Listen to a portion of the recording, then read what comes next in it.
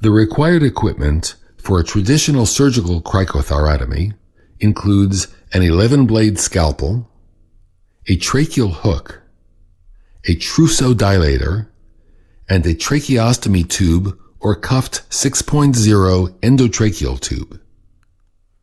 Stabilize the larynx with your non-dominant hand by grasping the sides of the thyroid cartilage with your thumb and middle finger.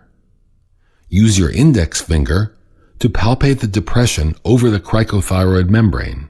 Use the 11-blade scalpel to make a 2 to 3 centimeter vertical incision through the skin and subcutaneous tissue overlying the cricothyroid membrane.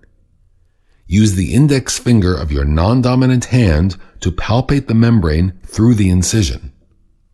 Once the membrane has been located, make a stabbing horizontal incision through the lower portion of the cricothyroid membrane. Temporarily place your index finger into the stoma to maintain a firm fix on its location. Next, place the tracheal hook into the opening in the membrane.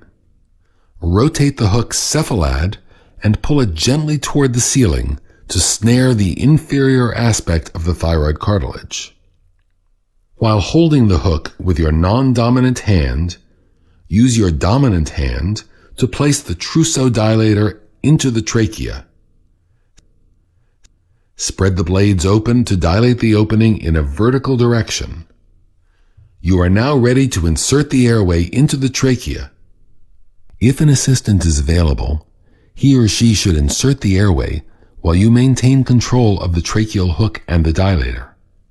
Insert the airway into the trachea so that it is oriented in a plane parallel to the trousseau dilator.